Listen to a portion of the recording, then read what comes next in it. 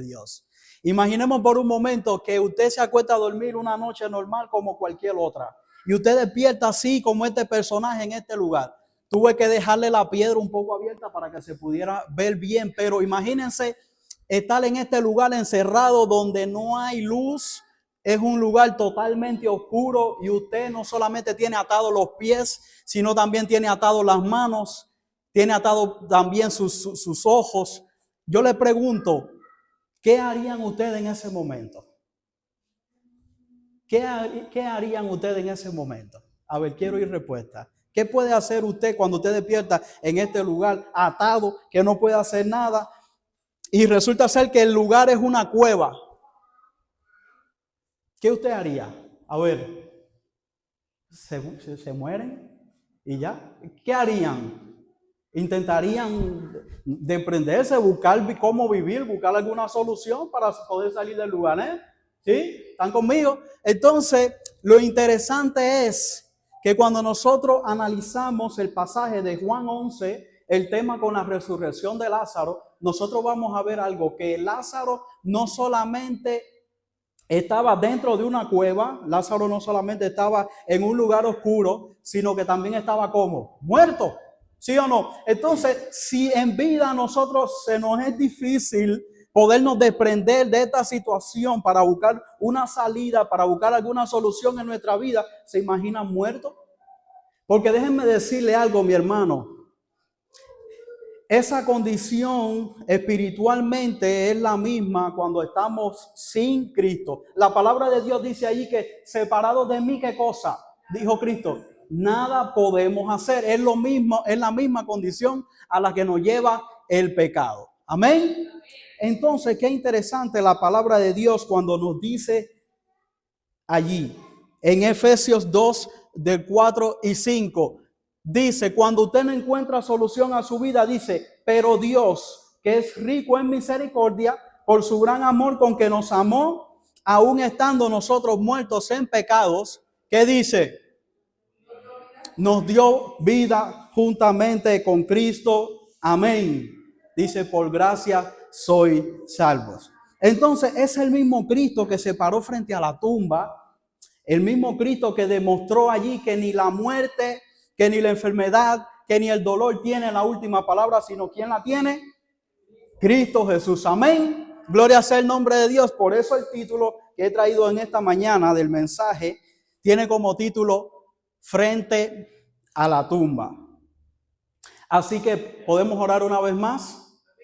Padre nuestro que estás en los cielos, una vez más, Padre, pedimos de la presencia de tu Espíritu Santo.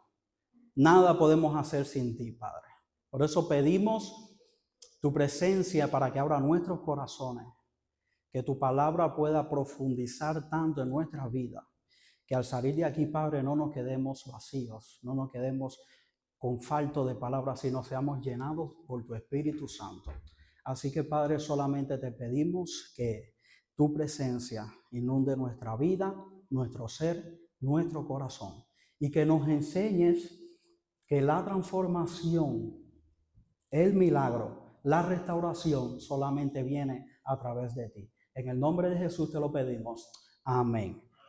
Vamos a ver directamente el pasaje allí. El pasaje se encuentra, todo aquel que quiera abrir su Biblia, la palabra de Dios allí en Juan 11, del 38 al 44. Bien, acá tenemos el texto. Dice allí la palabra de Dios. Jesús, profundamente conmovido, otra vez vino al sepulcro. Era una cueva y tenía una piedra puesta encima. Dijo Jesús, quitad la piedra. Marta, la hermana del que había muerto, le dijo, Señor, hiede ya, porque es de 4 días. Jesús le dijo, ¿no te he dicho que si crees verás la gloria de Dios? Entonces quitaron la piedra de donde había sido puesto el muerto. Y Jesús, alzando los ojos a lo alto, dijo, Padre, gracias te doy por haberme oído. Yo sabía que siempre me oyes, pero lo dije por causa de la multitud que está alrededor, para que crean que tú me has enviado. Y habiendo dicho esto, clamó a gran voz, Lázaro, ven fuera. Y el que había muerto salió, atadas las manos y los pies con vendas, y el rostro envuelto en un sudario. Jesús le dijo, desatarle y dejarle ir. ¿Cuál es el contexto de esta historia? María está postrada a los pies de Jesús y le hace una pregunta. Jesús le hace una pregunta a María y le dice, ¿dónde le pusisteis? Y ellos respondieron, Señor, ven y ve. Y aquí me llama la atención algo, mi hermano, porque el milagro, la transformación, la restauración en tu vida no va a venir por amor al arte. La restauración, el milagro en tu vida va a venir cuando usted le lleva el problema a Jesús. Amén. Cuando yo veo a Cristo y yo me encuentro en esta situación de dolor, en este pesar, en este sufrimiento, y yo le digo, Señor, ven y ve. Yo pregunto, ¿le interesa a Jesús nuestro problema? Amén. Sí le interesa. Por eso, ¿cuál es mi papel? ¿Cuál es mi trabajo? Llevarle el problema a Cristo para poder ver el milagro de transformación. Si yo sé que yo soy hipócrita, y no solo lo sé, sino también que yo lo reconozco, yo pregunto, para que Cristo haga el milagro, ¿tengo que llevarle el problema a Jesús? Si yo soy una persona que a mí me gusta el chisme, y no solamente lo sé, sino que también lo reconozco, es una manera de poder Cristo hacer un milagro en mi vida, sería de bendición. Por eso llévale el problema a Jesús. Dígale al que está a su lado, llévale tu problema a Jesús. Dígale al que está a su lado, llévale tu problema a Jesús. Amén. Por eso la palabra de Dios allí en Proverbios 28:13 nos dice algo interesante. El que encubre sus pecados, ¿qué dice? No prosperará, mas el que lo confiesa, el que lo reconoce, dice, y se aparta de él, ¿qué va a pasar con él? Alcanzará misericordia por la gracia de nuestro Dios. Amén. Entonces, vamos a ir directamente a la palabra allí en Juan 11. Para poder entender Juan 11:38, que Jesús llega en ese momento donde a veces sentimos que ya no hay esperanza y que todo está perdido. Juan 11:38 dice, Jesús, profundamente conmovido otra vez, vino al sepulcro. Era una cueva y tenía una piedra puesta encima. No hace mucho tuve el privilegio de ir con algunos hermanos de acá de la iglesia a una cueva. Y desde el momento que yo entré, pude notar algo. Generalmente yo siempre he visto cuevas en películas, en episodios, en aventuras, pero al yo estar dentro de una cueva fue una experiencia totalmente diferente a lo que siempre yo había visto. Yo siempre dije, bueno, en una cueva debe haber mucha calor. ¿Por qué? Porque al ser un lugar cerrado, tú dices, bueno, wow, la calor aquí debe de matar. Ahí no debe haber un ser vivo dentro de una cueva. Y cuando fui a esta cueva, me llamó la atención que era totalmente fría y es húmeda. Cambia mucho el ambiente cuando tú pasas de tener calor. De hecho, ese día había mucho sol y pasamos ahora al entrar a esa cueva, cambió totalmente el ambiente. Entonces yo veía que mis hermanos, porque todos ellos hablaban la lengua que no es del cielo, la lengua que es del inglés, y entonces mientras el intérprete iba hablando con ellos, lo único que ellos hacían era mirar para el techo. Usted me pregunta, ¿y por qué tú mirabas para el techo? Para que no me cayera una roca en la cabeza. Porque si el intérprete iba hablando con todos ellos estaban en la excursión disfrutando su viaje. Yo como no entendía lo que él hablaba, ¿qué yo hacía? Miraba a ver que no me cayera una piedra en la cabeza. Pero bueno, seguimos y me llamó la atención que al final de esta excursión, en un momento apagan todas las luces y eso queda totalmente oscuro. ¿Han tenido la oportunidad de ir a una cueva? Y decía, y yo me miraba y buscaba a ver algo blanco y totalmente oscuro. Wow, pero ahora imaginemos la escena, imaginemos a Lázaro, dice, dentro de una cueva, lo pusieron allí. Y me llama la atención que si nos imaginamos por un momento la condición de Lázaro, ¿cómo era esta cueva? Era totalmente oscura, donde había un silencio total. No solamente Lázaro estaba muerto, sino que a lo lejos vemos una piedra puesta encima. Diciéndonos qué cosa, que esta piedra lo que hace es que no entre luz y que tampoco el olor que hay dentro, porque una persona muerta se descompone y hiede. Por eso Marta decía hiede, porque el olor a pudredumbre de Lázaro ya se sentía. Y esta condición, cuando nosotros encontramos una condición así, fue una condición que también tuvo el pueblo de Israel. Al el pueblo de Israel salir de Egipto, ellos se quedan en un momento y dicen, Señor, ya aquí no hay más nada que hacer. Atrás viene el faraón con el ejército, a los lados ven montaña, al frente solamente tienen el mar rojo. Y donde ellos no ven esperanza, yo pregunto, ¿hay esperanza en Cristo Jesús? Lo que para Israel era un callejón sin salida, para Dios era el escenario perfecto para revelar su gloria. Éxodo 14:15 dice allí, entonces Jehová dijo a Moisés, ¿por qué clamas a mí? Di a los hijos de Israel que marchen.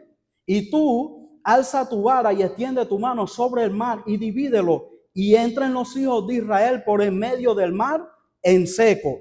Y el Señor abrió un camino donde nunca había existido uno. El mismo camino que parecía anunciar su muerte o su callejón sin salida, se convirtió en el camino de su liberación. Amén. Es lo mismo que ocurre en Juan 11. Mientras Marta veía un sepulcro, Jesús veía una oportunidad para glorificar al Padre. Mientras los familiares veían 4 días de muerte, ¿qué veía Jesús? Que era la oportunidad perfecta para demostrar ¿qué cosa? Que Él es la resurrección y la vida. Amén. Quizá hoy alguien siente que está exactamente como se sintió Israel en aquel momento. Delante está ese problema grave que no puedes resolver. Y si miras a los lados, vas a encontrar que hay más obstáculos aún. Y atrás te persigue la culpa de no poder resolver ese problema que tú tienes delante. Y dices, humanamente, ya no hay solución. Pero yo quiero decirte algo, mi hermano. El mismo Dios de Éxodo 14 sigue siendo el mismo Dios de Juan 11. Cuando todo parece perdido, Él abre caminos donde nosotros solo vemos obstáculos. De hecho, si nosotros analizamos la palabra de Dios, ¿cómo se produjeron los grandes y mayores milagros de la historia humana?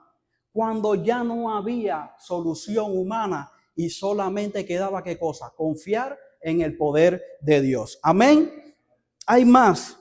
¿Qué tenemos que entender con la situación, con la resurrección de Lázaro? Que Jesús llega en el momento perfecto del Padre según su voluntad. Amén. Cuando le enviaron el mensajero a Cristo al principio, ¿qué le dice el mensajero a Cristo? Mira, he aquí el que amas a este enfermo. ¿Y qué fue lo que le dijo Jesús? Sí, esta enfermedad no es para muerte, sino para la gloria de Dios. Y yo pregunto, ¿conocía Jesús que había un plan, que se estaba llevando un plan? ¿Sí o no? ¿Sabía Cristo desde un principio que había un plan en el cual era según la voluntad del Padre? Amén. Sí lo sabía. ¿Verdad que cuando nosotros tenemos un problema queremos que Dios también obre rápido? Porque era lo que querían las hermanas de Lázaro. Ellas querían que ya o sanara a Lázaro o que hiciera el milagro rápido de la restauración de Lázaro. Sin embargo, vemos cómo demora incluso 4 días. ¿Verdad que nosotros también queremos muchas veces que Dios obre en mi problema no conforme a la voluntad de Dios, sino conforme a mi voluntad? ¿Nunca le ha pasado? Por ejemplo, yo me enfermo y yo, Señor, yo quiero que tú me quitas mi enfermedad. Y yo te pregunto, ¿tú sabes si esa es la voluntad de Dios, quitarte la enfermedad? No pasó así con Lázaro. Fíjense que Dios permite que incluso muera cuando podía restaurarlo, cuando podía quitarle la enfermedad. Muchas veces y muy pocas, en medio de ese problema decimos, Padre, yo no quiero que sea mi Padre, no quiero que sea como yo quiera, sino como tú. Y ahí es donde nosotros podemos entender que no es según mi voluntad, sino según la voluntad de Dios. Amén. Fue el ejemplo de Cristo. Padre, No quiero que sea como yo, sino que todo sea según la voluntad de quién, tuya. Por eso Juan 6:38 dice, porque yo he descendido del cielo no para hacer mi voluntad, sino la voluntad de quién. Anteriormente, en el tema anterior, nosotros habíamos visto cómo Jesús se indigna, cómo Jesús tiene esa ira santa ante ver lo que había producido el pecado en esta familia sufriendo, llorando a causa de la muerte de Lázaro. Y yo estoy muy seguro que Cristo, desde que supo el problema, Cristo quería obrar. Dios es omnipotente. Él le duele ver cuando el alma sufre, Él le duele ver cuando el alma está agobiada y está en aflicción. Sin embargo, hay un plan. Amén. Un plan de salvación donde todo el universo contempla la obra redentora que está haciendo Dios conforme a su voluntad. La palabra de Dios dice allí en Isaías 42:9. Miren cómo se cumplió qué cosa.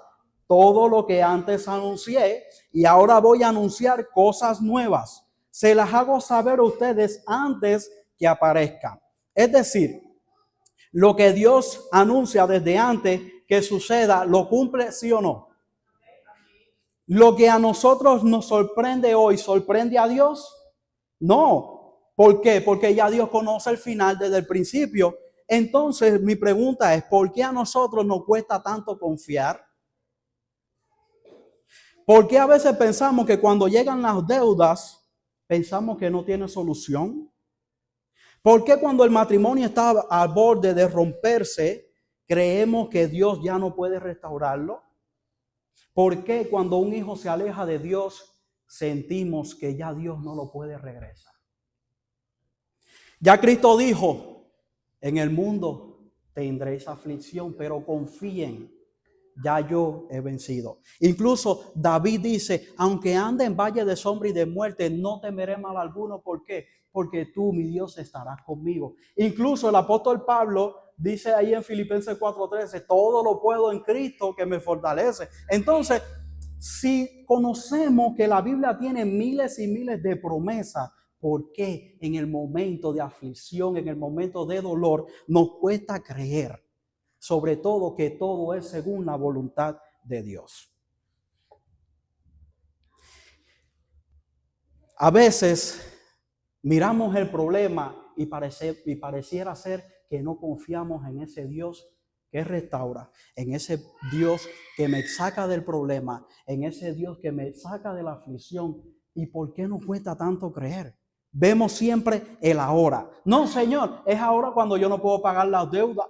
Es ahora cuando mi hijo no ha vuelto, y es ahora, y es ahora, y es ahora. Por eso Jesús viene y le dice a Marta en Juan 11:40, no te he dicho, Marta, que si crees, tan solo cree que todo lo que Dios promete lo cumple, mi hermano. No te he dicho que si crees verás la gloria de Dios. ¿Por qué no dejar mejor que Dios se glorifique en mi enfermedad? ¿Por qué no dejar mejor que Dios se glorifique en mi problema, en mi aflicción, en mi problema, en ese problema que parece que ya yo no tengo esperanza? ¿Por qué no dejar que Dios se glorifique en él? ¿Cuál fue la evidencia de que Dios obra según la voluntad del Padre? Dice ahí la palabra de Dios, y Jesús, alzando los ojos a lo alto, dijo, Padre, gracias te doy por haberme oído. Pregunto, ¿quería Dios que Lázaro muriera? No. Lázaro murió como consecuencia del pecado. Sin embargo, Dios en su plan de salvación sí restaura. Deja que Dios se glorifique en tu problema y verás cómo Dios cumple todo en su perfecta voluntad. Y Jesús dice, Padre, gracias. La fe de Cristo no está en el resultado, porque ya Cristo había hecho muchos milagros. De hecho, si nosotros analizamos, ya habían 2 resurrecciones antes que Jesús había hecho. Ya Jesús había hecho muchos milagros. El resultado no está en la fe de Jesús, no está en el resultado, sino en quién, en la voluntad del Padre. Por eso, mi hermano, yo te invito que te pongas en la mano de Dios para que lo dejes obrar en tu vida conforme a la voluntad del Padre. Amén.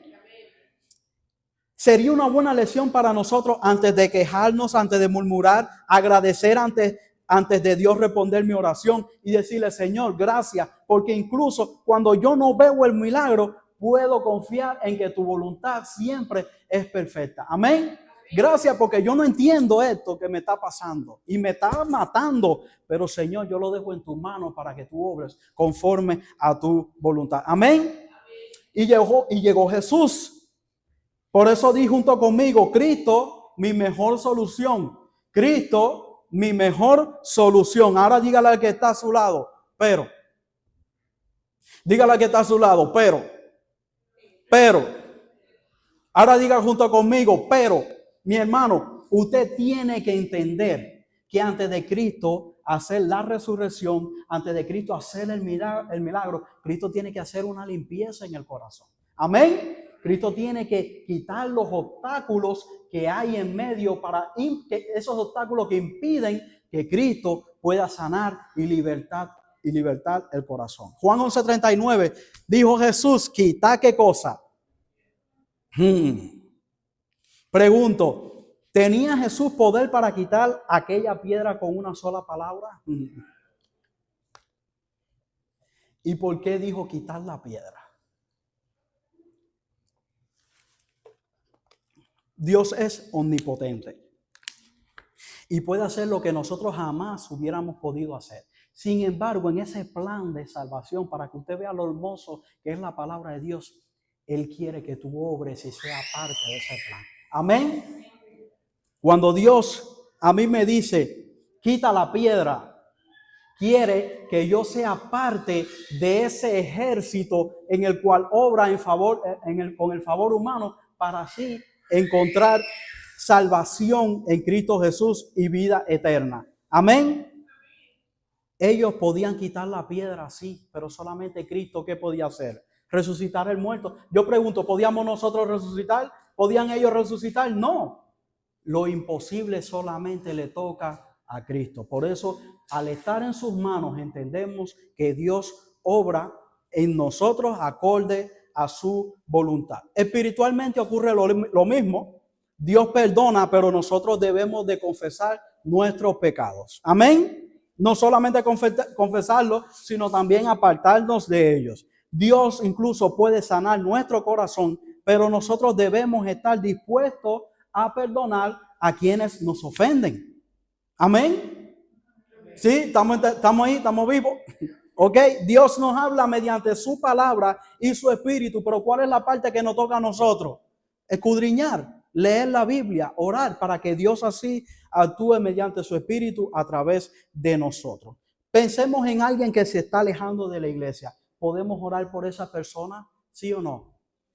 Lo imposible, mi hermano, vuelvo y le repito, solamente le toca a Dios. Sino mientras nosotros oramos, solamente el Espíritu Santo, ¿qué va a hacer? Es el único que convence de pecado y de juicio. Por eso nuestro papel es orar y dejar que el Espíritu haga su obra. Amén.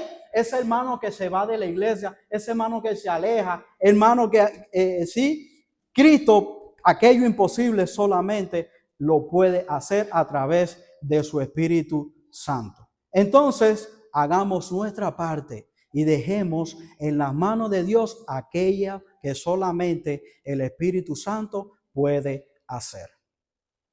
Si una piedra es mi orgullo y mi orgullo impide una mejor conexión con Dios, pregunto, ¿podemos quitar la piedra? ¿Sí o no? Repito, no me están oyendo. Si una piedra es mi orgullo, es mi soberbia, impide que yo tenga una mejor conexión con Dios, pregunto, ¿podemos quitar la piedra? ¿Sí o no? Amén. Entonces, ¿qué tengo que hacer? Obedecer su palabra, rendirme ante Dios, ponerme en sus manos y permitir que Dios produzca en nosotros el querer como el hacer por su buena voluntad. Amén. Nosotros quitamos la piedra que podemos quitar. Cristo hace en nosotros lo que jamás podríamos hacer por nosotros mismos. Por eso, dígale al que está a su lado, haz la parte que te toca. Haz la parte que te toca. ¿Qué función tenía la piedra?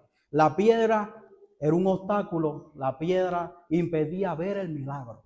La piedra ¿No han oído ese dicho como una piedra en el zapato? ¿Han oído ese dicho? Donde la piedra en el zapato, ¿qué hace? Te impide que tú camines bien. La piedra impide que tú llegues bien a otro lugar. ¿Sí o no? Es la misma función que tiene esta piedra aquí en la resurrección de Lázaro. ¿Saben que hay personas que también les gusta hacer una piedra en el zapato? Dios quiere hacer un milagro en tu vida, pero hay personas que se atraviesan en ese momento y esa persona puede ser tu esposa o tu esposo. Y la palabra de Dios lo dice allí la palabra de Dios que la esposa de Job, cuando Dios lo puso a prueba, ¿qué le dijo a Job? ¿Maldice a quién? ¿Están juntos conmigo, mis hermanos? ¿Estamos vivos? Gloria sea el nombre de Dios. Una piedra en el zapato, ¿quién puede ser también? Ese amigo, ese hermano incluso de la iglesia. Cuando en la palabra de Dios nosotros vemos allí a Pedro, ¿qué fue lo que le dijo Jesús? Apártate de mí, ¿qué cosa? Incluso coma, dice, ¿me eres qué cosa? Tropiezo. Wow, en la obra, en el plan de salvación. O sea que una persona también cumple la misma función de ser una piedra. Por eso yo quiero que usted le diga al que está a su lado, quita la piedra. Jesús mandó a quitar la piedra y yo pregunto, ¿fue quitada la piedra? Miren la evidencia. Entonces quitaron la piedra. Esposa, esposo, no quiero que me tomen a mal. Solamente estoy diciendo la influencia negativa que pueda causar esa persona. Órale a Dios, póngale mano de Dios para que Dios obre el milagro. En el caso de Job, nosotros vemos ahí en la palabra de Dios que no se escuchó más a la esposa de Job hablar. En todo Job completo. Hizo Dios su obra, quitó Job su piedra, sí o no. Es lo único que tenemos que hacer cada uno de nosotros. Pregunto, ¿estos obstáculos impidieron a Dios obrar, sí o no? ¿Por qué no impidieron a Dios obrar? Porque mayor siempre es el poder de la palabra de Dios. Jesús no se detuvo a mirar la piedra. Eso no era un problema para Jesús. Simplemente dijo, quitar la piedra. Y la piedra fue quitada. ¿Podemos quitar la piedra, sí o no? Gloria sea el nombre de Dios. Para que Cristo entre y limpie y sane y restaure, tenemos que entender que hay que quitar toda mala influencia que impide nuestra relación con Dios. Repito, ¿era la piedra un problema para Cristo? No. ¿Dónde estaba el problema? ¿Dentro de dónde? Ahí ahora es que empieza esto. ¿Cuál es el primer problema que cuando Cristo ve y se para frente a la tumba, Cristo ve? Cristo ve dentro de la tumba no solamente a Lázaro, porque usted dirá, sí, Lázaro estaba muerto, ese fue el problema que Cristo vino a resolver dentro de la tumba. Pero cuando yo analizo bien el pasaje, yo veo que hay más problemas dentro de la tumba. ¿Qué hay dentro de la tumba? Hay silencio espiritual, ¿sí o no? Dentro de una tumba no hay comunicación con Dios. Dentro de una tumba no hay alabanzas a Dios. Dentro de una tumba hay totalmente silencio. Y es a lo mismo que llega el pecado. Hay muchas personas que antes leían la Biblia, pero ya no lo hacen producto, consecuencia del pecado. Muchas personas que antes oraban y ya ahora no sienten deseo de buscar a Dios. El pecado siempre produce silencio espiritual. Pero las maldades, dice Isaías 9:2, cometidas por ustedes han levantado una barrera entre ustedes y Dios. Sus pecados han hecho que Él se cubra la cara y que no lo quiera, ¿qué cosa? Yo pregunto, ¿será que Dios no quiere oír o es el pecado en mí que no produce esa comunicación con Dios? Otro problema que vio Cristo dentro de la tumba. ¿Había oscuridad dentro de la tumba, sí o no? Estaba una piedra, ahí no se veía absolutamente nada. Dice Juan 8:12, otra vez Jesús les habló diciendo, yo soy la luz ¿de qué? Del mundo, y el que me sigue no andará en tinieblas, sino que tendrá la luz de la vida. Sin Cristo, mi hermano, el hombre camina en total oscuridad. No distingue el bien del mal. confunde la verdad con la mentira, llama bueno a lo malo y a lo malo bueno. O sea, realmente sin Cristo no hay discernimiento. ¿Qué cosa? Espiritual. Hoy vivimos nosotros rodeados en un mundo lleno de información, un mundo donde hay mucho conocimiento, pero hay poco discernimiento espiritual. Cuando la palabra de Dios dice, lámpara es a mis pies, ¿qué cosa? Tu palabra y lumbrera a mi camino, porque solamente Cristo, ¿qué puede hacer? Puede guiar e iluminar mi corazón. ¿Qué otro problema había dentro de la tumba? Dentro de la tumba hay corrupción. Yo pregunto, ¿el cuerpo de Lázaro estaba en descomposición, sí o no? Señor, hiede ya. Ahí le decía a Marta, la muerte siempre produce corrupción. Es lo mismo que hace el pecado. Primero comienza con un pensamiento, pero poco a poco va destruyendo tu vida. El pecado nunca permanece pequeño, él siempre avanza, siempre corrompe hasta destruir completamente al hombre. Por eso Gálatas 6:8 dice, porque el que siembra para su carne, de la carne segará ¿qué cosa? Mas el que siembra para el espíritu, del espíritu segará vida eterna. Y usted dirá, bien, hemos analizado varios problemas, pero saben que dentro de la tumba había algo más tenebroso aún. Y estoy hablando independientemente de la muerte de Lázaro e independientemente de que el cuerpo estaba en descomposición. ¿Quieren saber qué es? ¿Sí o no? ¿Se conforman con eso? ¿Quieren saber qué es lo que es?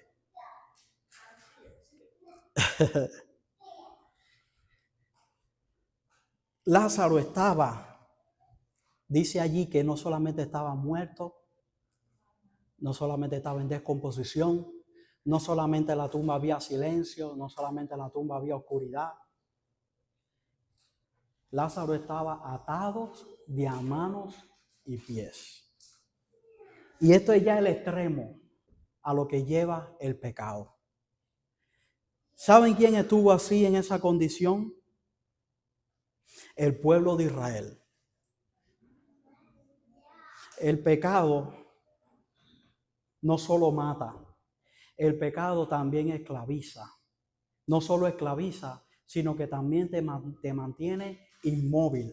Miren cómo dice ahí el pueblo de Judá en una visión que tuvo el profeta Isaías acerca de Jerusalén e Israel. Dice, ¿qué nación tan pecadora? Pueblo cargado con el peso de su culpa. Está lleno de gente malvada, hijos corruptos que han rechazado al Señor. Han despreciado al Santo de Israel y le han dado la espalda. Desde la planta del pie hasta la cabeza no hay en él cosa sana, sino herida, hinchazón y podrida llaga. No están curadas ni vendadas, ni suavizadas con aceite. Sigue el versículo 9. Dice, si el Señor de los ejércitos celestiales no hubiera perdonado la vida a unos cuantos entre nosotros, habríamos sido exterminados como Sodoma y destruidos como Gomorra. Me lleva el pecado, mis hermanos, a estar realmente en esta condición, sí o no. Y estamos hablando condiciones extremas. ¿Saben también quién tuvo en condiciones igual?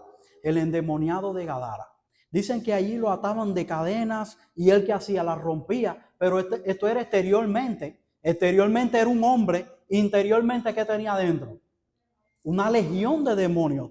Y usted dirá, bueno, tenía la legión y estaba atado. Sí. ¿Por qué estaba atado interiormente? Porque no hacía su voluntad, sino hacía que los demonios dominaran la voluntad del endemoniado de Gadara. Pero saben que hubieron personas incluso peores que esta situación del pueblo de Israel. Y también personas peores que el endemoniado de Gadara. Uno lee la Biblia y uno piensa que, oh, wow, el endemoniado. Y una pregunta muy fácil, ¿saben quiénes estaban en condiciones peores que el endemoniado de Gadara y que la muerte de Lázaro? Mateo 23:27, los escribas y fariseos Hipócritas, porque sois semejantes a sepulcros blanqueados, que por fuera la verdad se muestran hermosos, pero por dentro ¿cómo están? Llenos de huesos de muertos y de toda inmundicia. Jesús lo llamó sepulcros blanqueados. Por fuera aparentaban santidad, pero por dentro estaban espiritualmente muertos. Su religión era solo una apariencia. Caminaban libres por las calles, ellos vestían ropas religiosas, ellos enseñaban la ley, pero eran unas tumbas caminantes. Y yo pregunto, ¿por qué la condición de los fariseos fue peor que la del endemoniado de Gadara e incluso que la condición de estado de muerte de Lázaro? Sencillo. El endemoniado de Gadara sintió la necesidad de ir a Jesús, ¿sí o no? Él fue a Jesús, el endemoniado de Gadara. Lázaro estaba muerto, sin embargo, ¿podía vivir sin Jesús? No, él necesitó a Jesús para poder vivir. ¿Amén? Aquí voy. ¿Qué pasó entonces con los escribas y fariseos? Veían a Jesús cada día, conversaban con Jesús, discutían, pero nunca sintieron la necesidad de un arrepentimiento verdadero. Estaban con Jesús, hablaban con Jesús, pero nunca vieron que su orgullo, su soberbia, su hipocresía les permitiera ver y reconocer que necesitaban de Jesús. Y yo pregunto, ¿demostraban tibieza espiritual los escribas y fariseos con estas características? ¿Sí o no? Porque las personas piensan sobre tal frío y sobre tal caliente que, bueno, la condición extrema es la de frío. Yo estoy fuera de Jesús, pero escucha bien, una persona que está fría espiritualmente y está fuera de Jesús puede sentir la necesidad de ir a Jesús un día, sí o no. Sin embargo, ¿qué es lo que pasa con el tibio? Apocalipsis 3:16, pero por cuanto eres tibio y no frío ni caliente, te vomitaré de mi boca, porque tú dices, yo soy rico y me he enriquecido. Ay, ay, ay. ¿Y de ninguna cosa qué? ¿Ven cuál es el problema del rico? Venir a la iglesia, cantar, predicar, escuchar sermones, cantar himnos a Dios y su corazón está lejos de Dios. La palabra de Dios es clara. Jesús dijo, este pueblo de labios me honra. ¿Y cómo está su corazón? ¿Por qué? Porque acostumbran esa vida de apariencia, esa vida de religiosidad y sin embargo su corazón está lejos de Dios. Y no sabes que tú eres un desventurado, miserable, pobre, ciego y desnudo. Gloria sea la palabra de Dios. ¿Qué es lo que está buscando Jesús? Un corazón que se someta a su voluntad. Un corazón que esté rendido a sus pies para que el Espíritu Santo pueda hacer su obra en nosotros. Pero bien, Jesús ya vio todos los problemas que habían dentro de la tumba. Sin embargo, la última palabra no la tenía ni la muerte, la última palabra no la tenía ni la oscuridad, ni el silencio, sino ¿quién? El dador de la vida. La última palabra la tenía la luz, la esperanza, la resurrección. Amén. Gloria sea el nombre de Dios. Y Jesús, alzando los ojos a lo alto, dijo, Padre, gracias te doy por haberme oído. Yo sabía que siempre me oyes, pero lo dije por causa de la multitud que está alrededor para que crean que tú me has enviado. Gloria sea el nombre de Dios. O sea, que lo que está pasando aquí es que Jesús le está dando la gracia a Dios y una vez más está demostrando la relación tan íntima que tenía con el Padre. Padre, gracias, porque según tu voluntad obraste para que el milagro pudiera ser resuelto. Amén. Cuando Cristo intercede por nosotros, su propósito no es solamente sacarnos del problema, sino, ¿qué cosa? Llevarnos a creer más profundamente en Él. Por eso Él dijo en el versículo anterior, para que crean, Señor, que tú me has enviado. Y me encanta Jesús, ¿por qué? Porque es bien comunicativo. Jesús primero ora con el Padre, le habla al Padre, El padre responde, y ahora ¿quién tiene que responder? La tumba. Cuando dice, Lázaro, ven fuera. Y el que había muerto salió atadas las manos y los pies con vendas y el rostro envuelto en un sudario. Y Jesús le dijo, desatadle y dejadle ir. Pregunto, cuando Dios dijo, sea la luz, ¿fue la luz? Todo el universo obedeció a su voz cuando Dios habló, ¿sí o no? Él no dice, muerto sal o amigo sal. ¿Qué dijo? Lázaro, ven fuera. Y lo que entiendo es que lo llamó por su nombre. Jesús siempre te va a llamar por tu nombre. ¿Por qué? Porque Él conoce personalmente a cada uno de sus hijos. Jesús siempre te llama por tu nombre porque Él es tu creador. Él no te conoce por tu trabajo. Él no te conoce por tu reconocimiento ni por lo que has logrado en la vida. Él te conoce por tu nombre. Amén. Él no te conoce que si fuiste un drogadicto, que si fuiste un alcohólico. Jesús no te conoce por eso. Jesús no te conoce por tu pasado. Jesús te conoce por tu nombre. Amén. Saben que el diablo también llama, pero él te llama por tu pecado. El mentiroso, el adúltero, el alcohólico, el que ya no sirve. Jesús nunca te va a llamar por el pasado. Jesús siempre te va a llamar por tu nombre. ¿Por qué? Porque fue Él quien te dio identidad. Isaías 43:1 dice, ahora sí, dice Jehová, creador tuyo, oh Jacob, y formador tuyo, oh Israel, no temas porque yo te redimí, te puse nombre, mío eres tú. Que me juzguen, que me condenen. Jesús me llama por mi nombre. Yo me acuerdo que yo tenía 18 años en aquel entonces. Y yo estaba débil espiritualmente en mi iglesia. Y yo me acuerdo que Jesús me hablaba a través de muchas personas.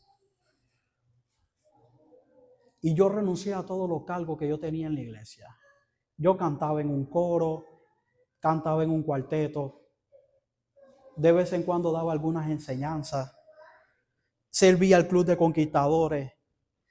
Y yo renuncié a todo. Y me acuerdo que en ese momento se me acercaban personas y me decían, pero ¿qué estás haciendo?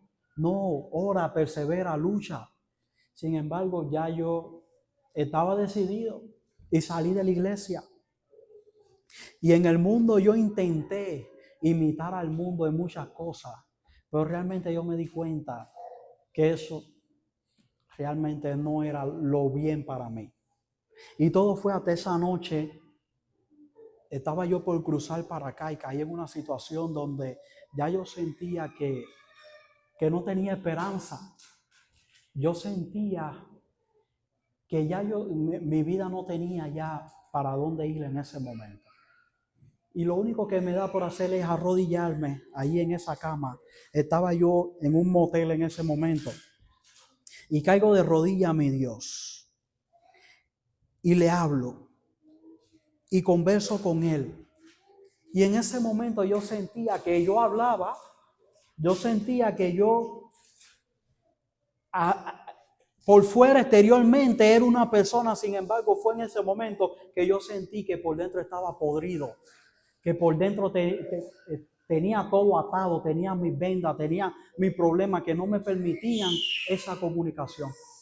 Y de momento escucho una voz que me dice, Daniel, tú eres mío, tú no eres de allá, tú eres de acá. Y Jesús a mí me llamó por mi nombre, porque yo soy hijo de Él. Y desde ese día yo decidí servir a Cristo. Porque lo que para el hombre es imposible, solamente para Dios es posible. Y mi Dios me habló, me llamó por mi nombre y me hizo ver que solamente en Cristo hay solución. Y yo no sé si hoy yo estaré hablando para alguna persona que se siente bien, que viene a la iglesia, que asiste a las obras misioneras, que asiste al culto, sin embargo, siente que por dentro le falta algo. Mi hermano, Dios a mí un día me llamó por mi nombre y así también lo puede hacer contigo. La palabra de Dios dice ahora sí, en Efesios 2:10, pues somos ¿qué cosa? La obra maestra de Dios. Él nos creó de nuevo en Cristo Jesús a fin de que hagamos las cosas buenas que preparó para nosotros tiempos atrás. Eres una obra maestra en las manos de Dios. No hay por qué temer. La misma voz que habló hace 2000 años atrás, que dijo, Lázaro, ven fuera, es la misma que te llama hoy y te hace una invitación donde solamente todo aquel que quiera ser parte de las filas de Cristo oirán su voz cuando suene la trompeta. Dice allí en Primera de Tesalonicenses 4:16 y 17, porque el Señor mismo, con voz de mando, con voz de arcángel y con trompeta de Dios, descenderá del cielo y los muertos en Cristo resucitarán primero. Luego nosotros los que vivimos, los que hayamos quedado, seremos arrebatados juntamente con Dios en las nubes para recibir al Señor en el aire y ahí estaremos siempre con el Señor. Gloria sea su nombre. La pregunta no es si Dios tiene poder para resucitar. La pregunta no es si Dios tiene poder para librarme de esas vendas que me atan. La pregunta no es si Dios tiene poder para hacer el milagro en mi vida. La pregunta es, cuando allá se pase lista y mi nombre llamen, ¿responderé? Por eso yo quiero invitarte, mientras oigamos la canción, tú me levantas. Si tú reconoces que hay algo en tu vida que te tiene atado, si tú reconoces tu problema, yo te invito a que pases al frente y déjame orar por ti. Muchas veces nosotros pensamos que mi problema no tiene solución, pero en la mano de Cristo somos más que vencedores. Amén. Por eso quiero invitarte, mientras oigamos puesto de pie esta canción, te invito a que pases al frente para tener una oración por ti.